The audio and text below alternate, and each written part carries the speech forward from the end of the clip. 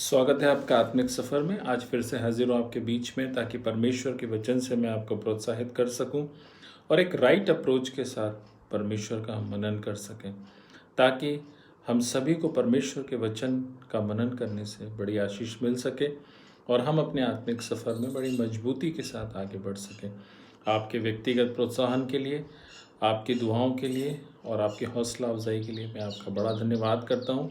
जिन्होंने हमारे कंटेंट को लाइक किया है, शेयर किया है, कमेंट किया है और विशेष तौर पे हमारे चैनल को सब्सक्राइब किया है, उन सभी का भी मैं बहुत धन्यवाद करता हूँ। जब आपकी प्रतिक्रियाएं मुझे मिलती हैं, इससे मुझे शक्ति मिलती है कि हम अपने कार्य को अच्छी रीति से किस प्रकार से आगे बढ़ा सकें। सो बहुत बहुत धन्यवाद। आज जो हमारे लिए मनन का विषय है वो है दूसरा राजा की पुस्तक, उसका दूसरा अध्याय और 19वें पद से लेकर 22वें पद तक हम पढ़ेंगे और मैं आपके बीच में इस इन पदों को पढ़ना चाहता हूँ। चलिए यहाँ पे क्या लिखा है हम देखते हैं। उस नगर के निवासियों ने एलीशा से कहा, देख यह नगर मनभावने स्थान पर बसा है जैसा मेरा प्रभु देखता है, परंतु पानी बुरा है और भूमि गर्भ गिराने वाली है। उसने कहा, एक नए प्याले में नमक डालकर मेरे पास ले आओ। वे उसे उसके पास ले आए। तब वह जल के सोते के पास निकल गया और उसमें नमक डालकर कहा, यहोवा यूँ कहता है, मैं यह पानी ठीक कर देता हूँ, जिससे वह फिर कभी मृत्यु या गर्भ गिरने का कारण न होगा। एलीशा के इस वचन के अनुसार पानी ठीक हो गया और आज तक ऐसा है। थोड़ा सा रिकैप में जब हम जाते हैं तो हम देखते हैं कि किस प्रकार से एलिया का स्वर्गारोहण हुआ। एलिया स्वर्ग की ओर उठा लिया गया और जो चादर उसने फेंकी वो एलीशा के ऊपर गिरी और एलीशा जो परमेश्वर का दास था, और जब उसके ऊपर वो चादर गिरी तो उसने परमेश्वर का दुगना अभिषेक पाया, बड़ा अभिषेक पाया। और इसका प्रूफ हम जब देखते हैं, जब वो उसको यर्दन नदी पार करनी थी तो उसने उस चादर को लपेटा, उस यर्दन पे मारा तो वो दो भाग हो गई और वो रास्ता बन गया और वो लोग निकल आए। और जब एज अ लीडर एलीशा ने अपना सेवा काल शुरू किया तो उसने एक बड़ा मिराकल किया जो कहलाता है कम्युनिटी बेस्ड मिराकल। मेरे प्रियो, मिराकल दो तरीके होते हैं, एक पर्सनल मिराकल, व्यक्तिगत आश्चर्यक्रम, और एक होता है कम्युनिटी बेस्ड मिराकल। उसको हम परमेश्वर की ओर से पूरे समाज के लिए किया गया एक बड़ा काम और एक बड़ा आश्चर्यक्रम हम देखते हैं सामाजिक रूप से। और जो लिखा है उस नगर, तो ये लोग कहाँ थे? जब हम इसका 15वां पद पढ़ते हैं तो वहाँ ये लिखा है, उसे देखकर भविष्यद्वक्ता के चेले जो यरीहो में उसके सामने थे कहने लगे, एलिया में जो आत्मा थी वह एलीशा पर ठहर गई है। मतलब वो यरीहो नगर में थे और यरीहो नगर की समस्या थी और यरीहो का जो ये नगर था वो बड़े मनभावने स्थान पर था। हमारी ज़िंदगी भी बड़ी खूबसूरत है, ऊपर से हम बहुत लाइमलाइट में हैं, लेकिन अंदर जब हमारे परेशानी है तो हम क्या कर सकते हैं? वो किसी काम का नहीं है। आपका जीवन फिजिकल रूप में मटेरियलिस्टिक है, फिजिकल रूप में आप बहुत प्रभावशाली हैं, लेकिन यदि आपके आत्मा में रोग लगा हुआ है तो वो आपके किसी भी काम का नहीं है। मेरे प्रियो,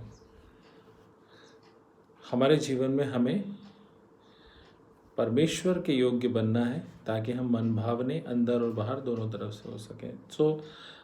ये एक उदाहरण था, लेकिन इस नगर के जो समस्या थी वो ये थी कि सिटी बहुत अच्छी थी, मन भावनी थी, लेकिन वहाँ का पानी खराब था और भूमि का गर्भ गिराने वाला था। वहाँ पे कोई चीज़, कोई पैदावार नहीं हो सकती। वो धरती की ईड को ख़त्म कर देने वाला था और वहाँ पर कोई भी अनाज नहीं हो सकता। तो लोग परेशान थे और उसमें सब लोग थे। जब सामाजिक रूप से कोई परेशानी आती है तो सब परेशान होते हैं। अभी कोरोना का संकट आया, जब महामारी आई, सब परेशान हुए। प्रार्थना करने वाले भी परेशान रहे, नहीं प्रार्थना करने वाले भी परेशान रहे, पवित्र लोग भी परेशान रहे, क्योंकि संक्रमण है, किसी को भी लग सकता है और सबको सावधानी बरतनी है। यदि आप सावधानी नहीं बरतेंगे तो वो ये नहीं पूछेगा आप कितनी दुआएं करते हैं, वो ये नहीं पूछेगा कि आपने बाइबल कितनी पढ़ी, लेकिन उस बात का इफेक्ट आपको होगा। इस नगर में जो थे नगर के जो लोग थे उनके जीवन की एक परेशानी थी कि इस नगर का जो पानी था वो इम्प्योर था, और उस पानी की वजह से धरती की जो उर्वरक क्षमता थी वो थी ही नहीं। कुछ भी पैदा करते थे गिर जाता था, ख़त्म हो जाता था। कई बार हम देखते हैं गाँव में समस्याएं होती हैं, ज़मीन की ईट ख़त्म हो गई है, उर्वरक क्षमता बिल्कुल ख़त्म हो गई है। मेरा एक मित्र हैं, वो कहते हैं हमारी ज़मीन में आलू होता ही नहीं है। ये मनुष्य ने ऐसा किया है। मनुष्य के पृथ्वी का बिगाड़ करने के कारण कई जगह की उर्वरक क्षमता ख़त्म हो जाती है। उदाहरण के तौर पे मैंने आपको बताया। और यहाँ पर जो था पानी खराब था, धरती ठीक थी, पानी खराब था, और पानी की वजह से जो है भूमि गर्भ गिराने वाली थी, और वहाँ कोई पैदावार नहीं हो सकती थी, भूमि फर्टाइल नहीं थी, और कुछ भी यहाँ पे पैदा नहीं हो सकता था।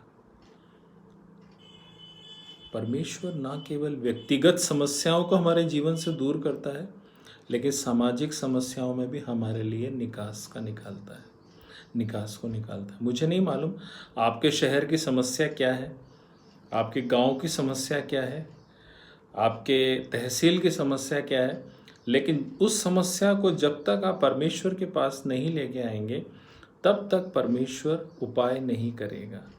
खुदा के लोगों को परमेश्वर ने चुन चुन कर इसीलिए रखा है कि जब वो अपनी सेवा का प्रारंभ करें तो ना केवल व्यक्तिगत रूप से आशीषित हों, लेकिन उनके द्वारा समाज भी आशीष पाए, राष्ट्र भी आशीष पाए, परिवार भी आशीष पाए, मित्र भी आशीष पाए, और पड़ोसी भी आशीष पाए। प्रभु के लोग सबके लोग होते हैं, और ईश्वर ने हमें रिप्रेजेंटेटिव बनाया है ताकि हम ईश्वर की बातों को लोगों के जीवन में डाल सकें। और जब लोग परमेश्वर के वचन का अंगीकार करेंगे, जब लोग परमेश्वर की बातों को मानेंगे, परमेश्वर के सामने दीन होकर आएंगे, परमेश्वर उनको ज्यों का त्यों कर देगा।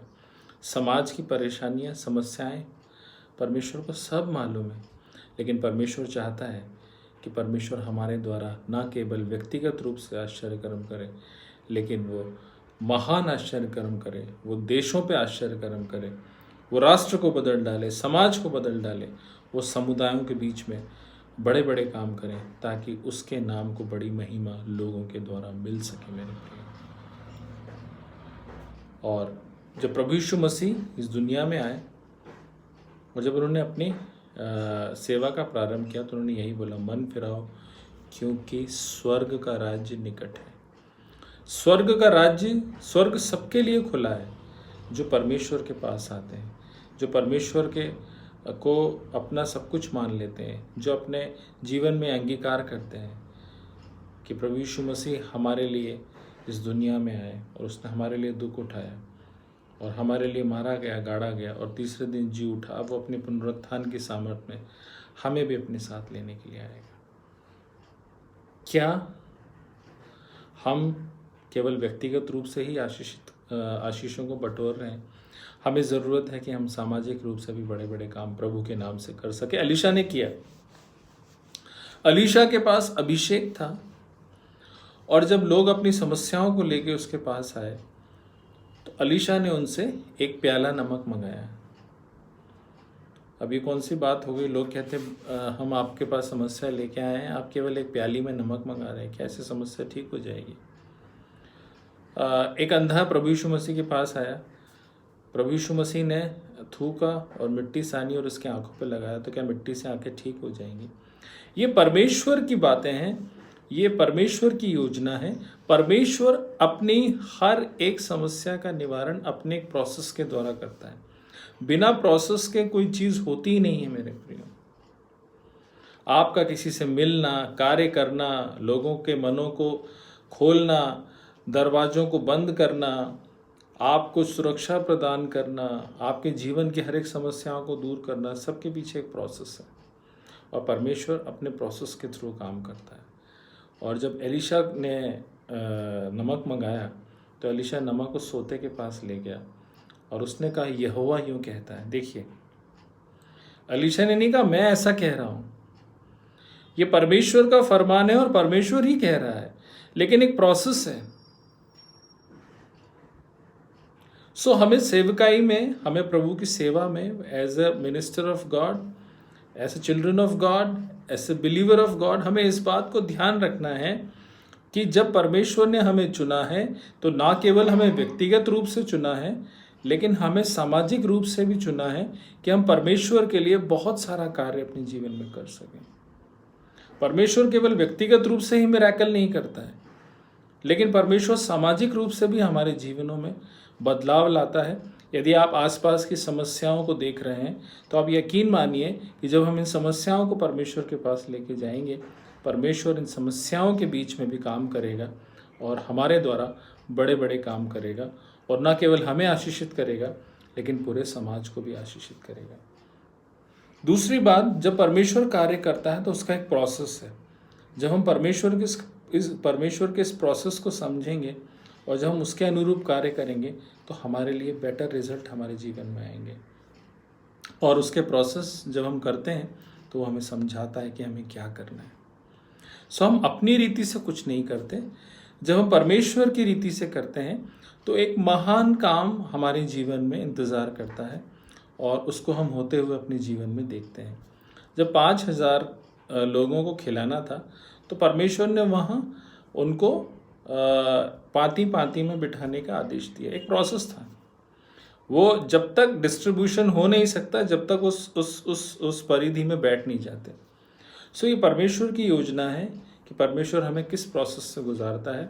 यहाँ पर प्रभु के दास के द्वारा एक प्याली नमक मंगाई गई और उसने कहा यहोवा यूँ कहता है।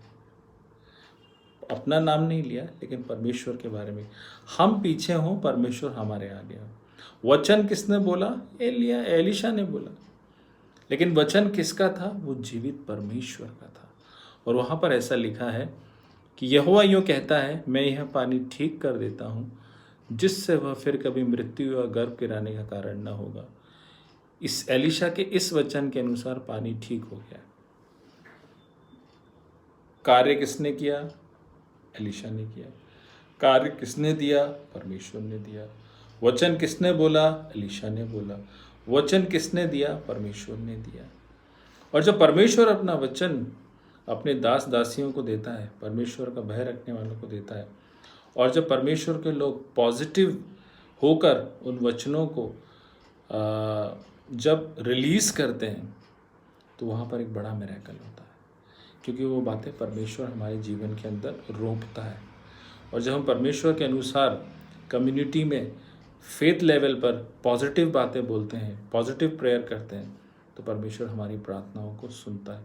So as a minister of God, परमेश्वर ना केवल हमें व्यक्तिगत रूप से लेकिन सामाजिक रूप से भी तैयार करेगा कि हम समुदायों के बीच में, राष्ट्रों के बीच में, परिवारों के बीच में आशीष का कारण बने, और उनकी समस्याओं को जब वो हमारे पास आती हैं हम परमेश्वर को सुपुर्द करने वाले बने और परमेश्वर से निकले गए वचन को उनके ऊपर रिलीज़ करने वाले बने। तो ना केवल वो अपने समस्याओं का हल पाएँ लेकिन परमेश्वर की ओर से हमारा जीवन भी आशीषमय बन सके। ऐसा लिखा है, फिर वह पानी कभी ख़राब नहीं हुआ और आज तक ऐसा है। परमेश्वर जो भी मिरेकल करता है वो परमानेंट होता है। परमेश्वर अपने द्वारा दी गई आशीष को कभी वापस नहीं लेता। मेरे प्रियो, परमेश्वर जो कार्य आपके जीवन में करेगा वो परमानेंट करेगा। प्रभु के बड़े बड़े दासों ने ज़ीरो लेवल पे काम शुरू किया। ना केवल उन्होंने समुदायों को बदला प्रभु के वचन के द्वारा, ना केवल उनकी ज़िंदगियों में परमेश्वर के वचन को रोपा, लेकिन वो बड़े बड़े राष्ट्रों के लिए भी बहुत सारी चीज़ें करने पाए। परमेश्वर हमको बड़े लेवल पे यूज़ करना चाहता है। क्या हम उपयोग होना चाहते हैं? क्या हम ऐसा पात्र बनना चाहते हैं? परमेश्वर ना केवल हमें व्यक्तिगत रूप से लेकिन सामाजिक रूप से भी लोगों के लिए उपयोग में ले और हम परमेश्वर के बड़े नाम को बड़ी महिमा दे सकें। मुझे आशा है आपको आज का ये वचन पसंद आया होगा। ऐसी बातें भी मैं आपके बीच में लेकर आता रहूँगा। हम परमेश्वर का वचन मनन करेंगे। मिलते हैं एक नए विषय के साथ अगली बार। तब तक के लिए सबको जय मसीह की।